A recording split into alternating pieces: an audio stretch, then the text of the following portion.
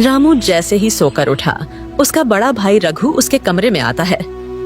अच्छा, तो राजा साहब उठ गए। सुन रामू, मैंने पिताजी से वादा किया था कि मैं तुम्हारा देखभाल करूंगा, और मैंने बहुत अच्छे से किया भी है। लेकिन अब हद हो गई है। अब तू 20 साल का हो गया है और 6 महीने से तू कुछ पैसे दे नहीं रहा है। और अगर आज शाम तक तुमने पैसे नहीं दिए तो मेरी बात कान खोलकर सुन ले। कल से मैं तुम्हें इस घर में नहीं रहने दूंगा। भैया, आप तो जानते हो मेरी एक भी मूर्ति नहीं बिकती है। अब ऐसे में क्या करूं मैं? तो कुछ भी कर, मूर्तियां बेच, लकड़ी काट, या किसी के घर में नौकर बन जा। मुद्दे की बात यह है कि शाम तक पैसे चाहिए, मतलब चाहिए, बस बात खत्म। रामू कुछ नहीं कह सका। वो चुपचाप अपना झोला उठाकर घर से बाहर निकल गया। धूप अब ढलने लगी थी और उसका मन भारी हो चला था। चलते चलते उसने जंगल की ओर देखा तो एक ख्याल आया। क्यों ना मैं भैया के कहे अनुसार लकड़ियां बेचना ही शुरू करूं। हाँ, यही सही रहेगा, यही करता हूं। तभी वहां से गांव का मुखिया गुजर रहा था। अरे क्या बात है रामू, क्या हो गया? तुम इतने उदास होकर कहां जा रहे हो? क्या कहूं मुखिया जी, भैया ने मुझसे मेरे खाने पीने का हिसाब मांग लिया। कहते हैं कि आज तक उनके घर में मैंने एक भी रुपया नहीं दिया है। मुखिया जी, आप तो जानते हैं कि मैं मूर्ति बनाता हूं और मूर्ति बाजार में कोई खरीदता ही नहीं है, तो मैं कहां से दूंगा पैसे? इसलिए मैंने घर छोड़ दिया और चला आया, सब कुछ पीछे छोड़कर। सब पीछे छोड़ दिया मैंने। रामू का चेहरा आंसू से भीगा हुआ था।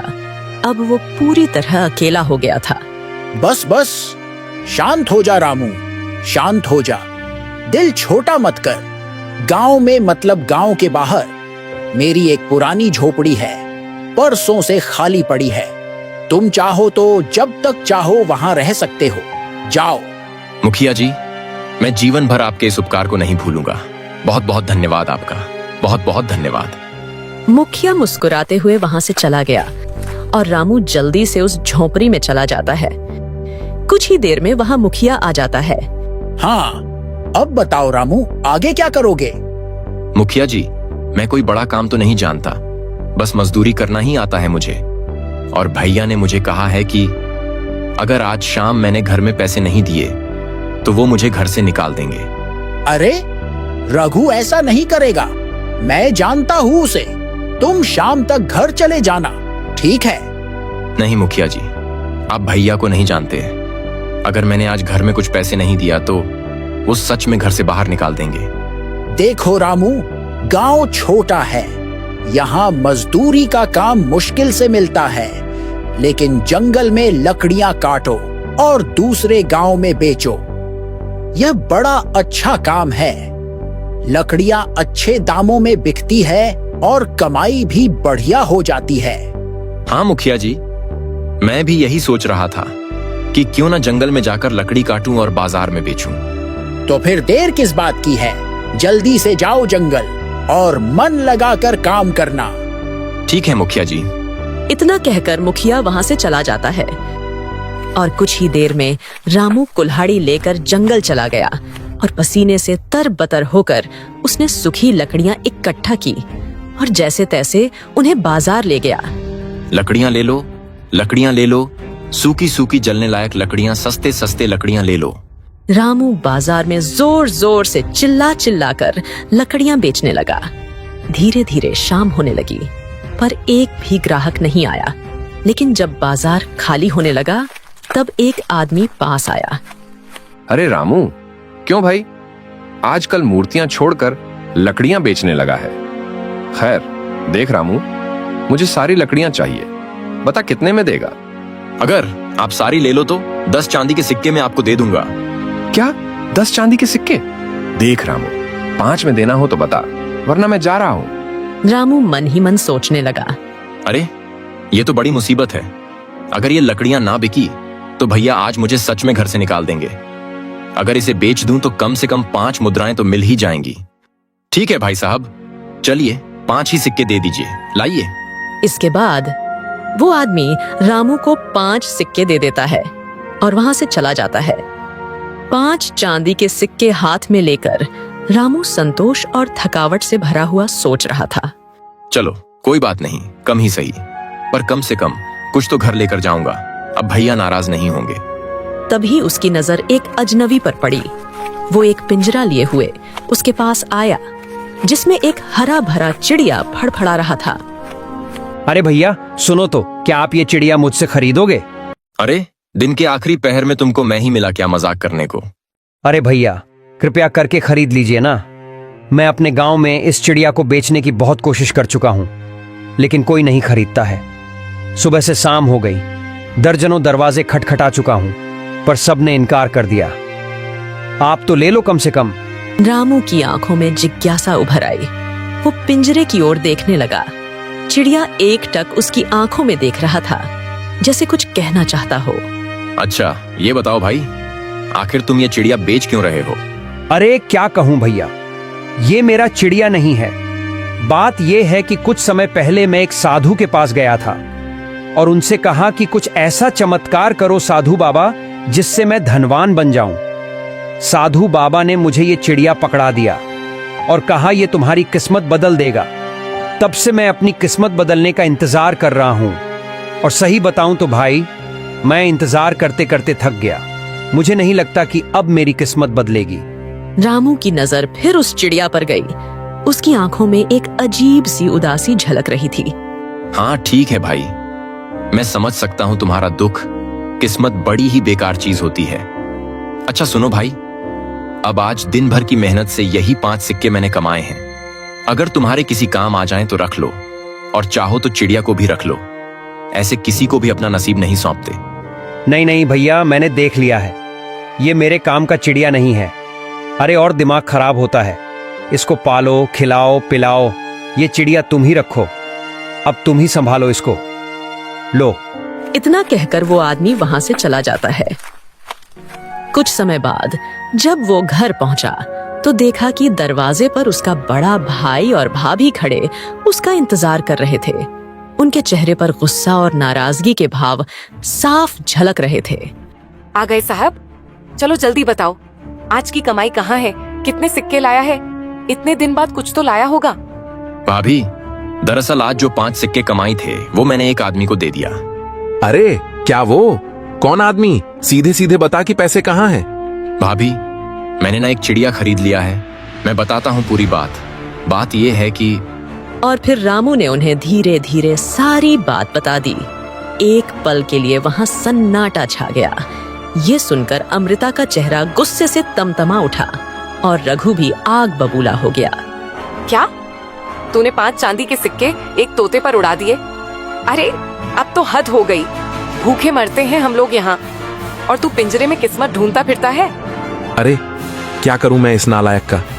देख रामू, मैंने तुझे बहुत बर्दाश्त कर लिया। अब मेरो सब्र का बांध टूट चुका है। तू और तेरो ये चिड़िया दोनों निकल जाओ इस घर से, और 1 महीने के अंदर 1000 मुद्राएं कमाकर नहीं लाया तो इस दरवाजे पर दिखना मत। निकल यहां से, निकल। रामू ने बहुत मिन्नतें की, हाथ झूड़कर समझाने की कोशिश की, लेकिन फिर भी उसे घर से निकाल दिया गया। आखिर थक हार कर रामू अपनी पोटली बांधकर घर छोड़कर निकल पड़ा। हाय रे किस्मत, हाय रे किस्मत, मैं कितना अभागा हूं। अगर आज पिताजी होते तो शायद आज यह दिन न देखना पड़ता, और ऊपर से तू भी मेरे साथ फंस गया बेगुनाही में। मैं कह रहा था उसको तुझे रख ले, पर मुझे पकड़ा दिया। मेरे साथ साथ तू भी परेशान है, क्या करूं? थोड़ी दूर चलने के बाद रामू को याद आया। अरे हाँ, क्यों ना मैं आज रात मुखिया के झोंपड़ी में ही रुक जाता हूँ। बाकी का कल सुबह देखेंगे कि क्या करना है। हाँ, यही सही रहेगा। इतना सोचकर रामू झोंपड़ी में चला जाता है, और कुछ देर बाद रामू चिड़िया की ओर देखकर बोलने लगा। देख चिड़िया, मैं तुझसे नहीं छुपाऊंगा कुछ भी। साफ साफ बता रहा हूं, मेरे पास अब ना कोई घर है ना कोई खाना। ये एक झोंपड़ी है भी तो हमारे गांव के मुखिया का है, और ऊपर से वो व्यक्ति तुझे भी मुझे जबरदस्ती दे गया। अब मैं तुझे खिलाऊं तो क्या खिलाऊं, बता। कोई बात नहीं, आज से तुम मेरे नए मालिक हो। वैसे भी मुझे भूख नहीं है। चिड़िया की मुंह से इतनी शुद्ध भाषा सुनकर रामू चौंक गया। अरे ये क्या, तुम तो इंसानों की तरह बात करते हो। ये मैं क्या सुन रहा हूं? मैं कोई सपना देख रहा हूं क्या? फिर से बोलना जरा। हाँ, मैं बोल सकता हूँ और तुम मेरी बात सुन सकते हो, और तुम कोई सपना नहीं देख रहे। मैंने तुमसे बात इसलिए की क्योंकि तुम अलग हो। जिसने मुझे बेचा वो एक नंबर का आलसी और लालची था। उसने कभी मुझसे बात तक नहीं की। वो बहुत ही जल्दबाज और निराश इंसान था। बस चमत्कार की उम्मीद में जीता रहा, जैसे चमत्कार रातों रात हो जाता है। पागल था वो एक नंबर का। लेकिन तुम बहुत अच्छे हो। रामू की आंखें नम हो गईं। उसने गहरी सांस लेते हुए कहा, मैं चमत्कार में नहीं, मेहनत में विश्वास रखता हूँ। हाँ, पर हालात कभी कभी इंसान को मजबूर बना देता है। पर मुझे अच्छा लगा तुमने मुझसे बात किया। अच्छा सुनो, मैं ना तुम्हें अपनी सारी कहानी बताता हूँ कि कैसे मैं मूर्तियां बनाता था बचपन में, कैसे मैंने क्या किया। सुनो। रामू फिर न जाने क्यों अपनी पूरी कहानी तोते को सुनाता है। बचपन की यादें, मूर्ति बनाना, पिताजी की मौत, भाभी की बेरोजगार भरी ताने और घर से निकाले जाने का दुख। चिड़िया चुपचाप रामू की बातें सुनता रहा। तुम तो बहुत अच्छे कलाकार हो और तुम्हारा दिल भी बहुत बड़ा है। इतनी कठिन परिस्थितियों में भी तुमने उस व्यक्ति को अपनी पूरी कमाई दे दी। मैं यकीन के साथ कहता हूँ तुम जरूर सफल होगे। अरे मुझे तो अपनी सफलता के दूर दूर तक कोई असर नजर नहीं आ रहे। सोच के देखो, 1000 स्वर्ण मुद्रा कमाना है, ये कोई बच्चों का खेल नहीं है।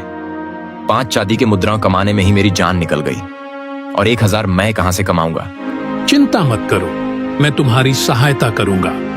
मैं तुम्हें मूर्तियों के कुछ ऐसे गुण और बारीकियां सिखाऊंगा जिससे तुम्हारी कला और भी निखर जाएगी।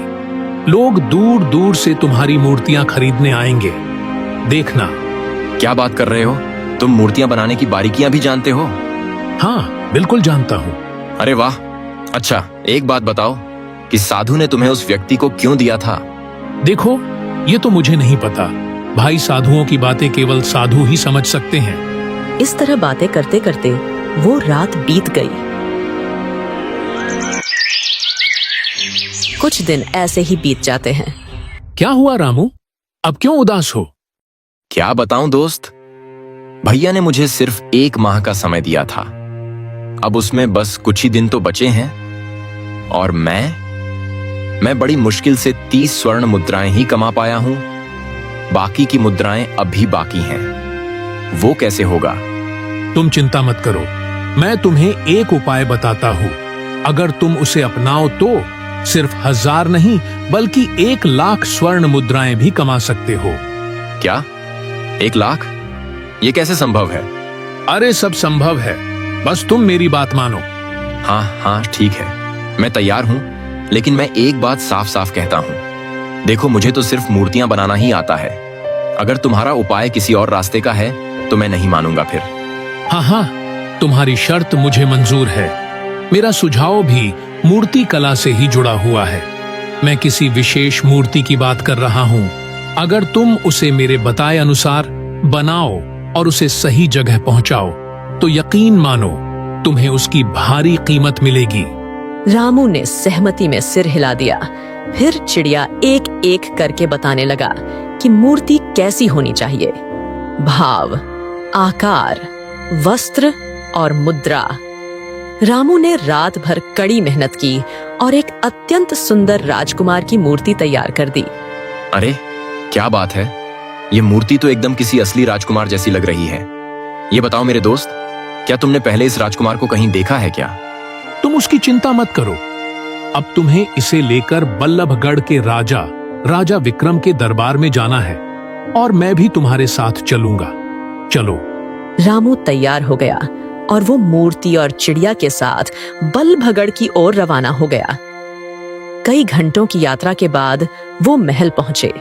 रामू दरबार में खड़ा था और सामने सिंहासन पर राजा विक्रम बैठे थे।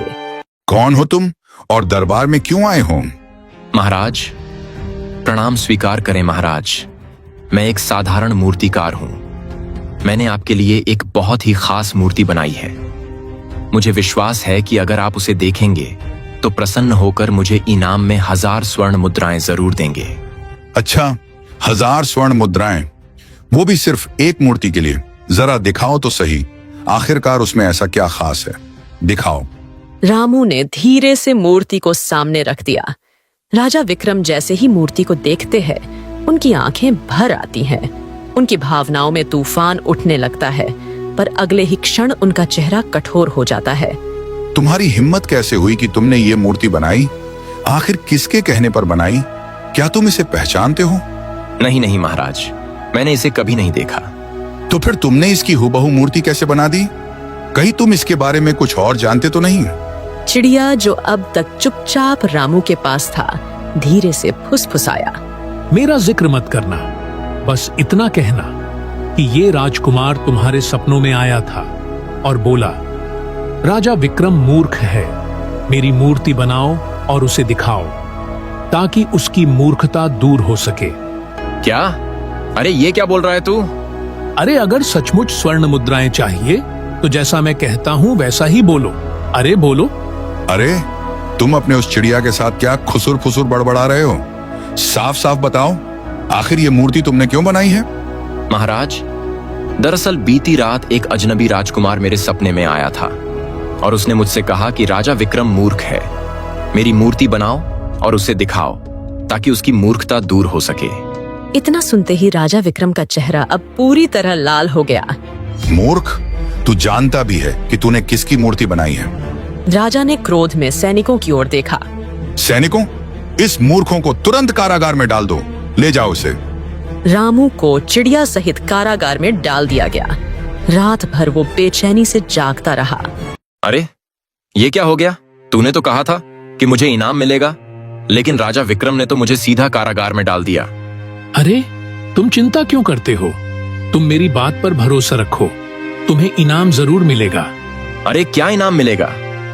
मैं ही मूर्ख हूं जो तुम्हारी बातों में आ गया। अगर मैं तुम्हारी बातों में आके ये काम ना करता तो आज मुझे ये दिन ना देखना पड़ता। एक तो पहले ही किस्मत का मारा हूं, अब कारागार में मैं भी बैठा हूं। रामू ने सारी रात चिड़िया से बात नहीं की। अगली सुबह एक सैनिक कारागार में आ पहुंचा। चलो बाहर, राजा विक्रम ने तुम्हें दरबार में तलब किया है। देखा, मैंने कहा था ना, तुम्हें इनाम जरूर मिलेगा। बस बस, बहुत हो गया। ये तुम्हारी मीठी मीठी बातें बहुत हो गई। अब मैं इतनी जल्दी तुम्हारी बातों पर विश्वास नहीं करने वाला। ये क्या बकबक कर रहा है? चिड़िया से ऐसे बात कर रहा है जैसे तेरी घरवाली हो। चल अब चुपचाप। रामू चुपचाप दरबार में पहुंच गया। कल तुमने जो मूर्ति दिखाई थी, तुम्हें पता है कि वो मूर्ति मेरे छोटे भाई की थी। उसने सपने में तुमसे कहा था कि मैं मूर्ख हूं, और जब उसकी मूर्ति बनाकर मेरे सामने रखोगे तभी मुझ में थोड़ी अक्ल आएगी। महाराज, आपको कोई गलतफहमी हुई है। मैंने ये मूर्ति किसी राजकुमार की बनाई थी, आपके भाई की नहीं। अरे मूर्ख, वो मूर्ति मेरे छोटे भाई अशोक की थी, जो कि कई दिनों से लापता है। मैंने पूरे राज्य और जंगल में खोज करवा ली, मगर उसका कुछ भी पता नहीं चला। महाराज, मैं सही बताऊं तो मुझे सच में नहीं मालूम था कि वो आपके भाई हैं। फिर तुमने क्यों कहा कि मेरे भाई ने तुमसे सपने में कहा कि मैं मूर्ख हूं? ये शब्द वही है जो मेरा भाई मुझसे हमेशा मजाक में कहा करता था। अब सीधे तरह से बता, तूने मेरे भाई को आखिरी बार कहाँ देखा था?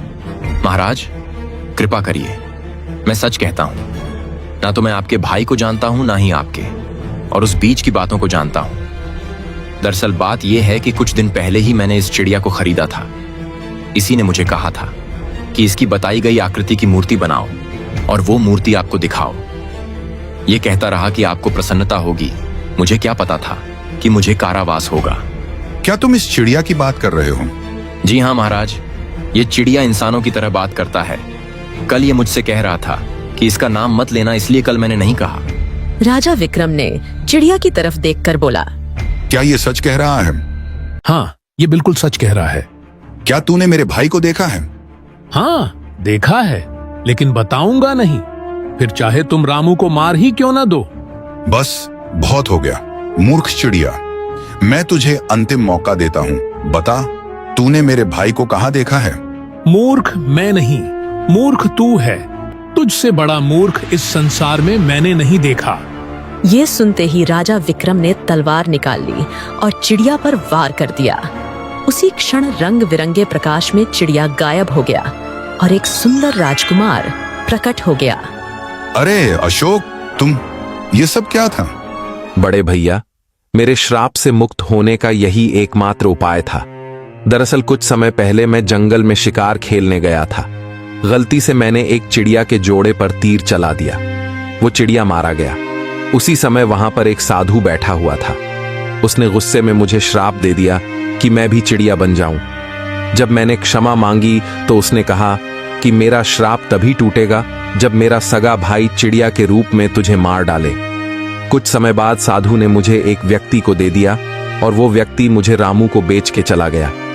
जब मुझे पता चला कि रामू मूर्तिकार है तो मैंने एक योजना बनाई। मैंने अपनी मूर्ति बनवाई और रामू को वही शब्द कहे जिन शब्दों से मैं अक्सर आपको छेड़ा करता था, ताकि आपको मेरी याद आए। मुझे पता था कि आप जल्दबाजी में रामू को कारागार में बंद कर देंगे और मैं ये भी जानता था कि रामू डर जाएगा और यही कहेगा कि मैंने आपको ऐसा करने के लिए बोला है।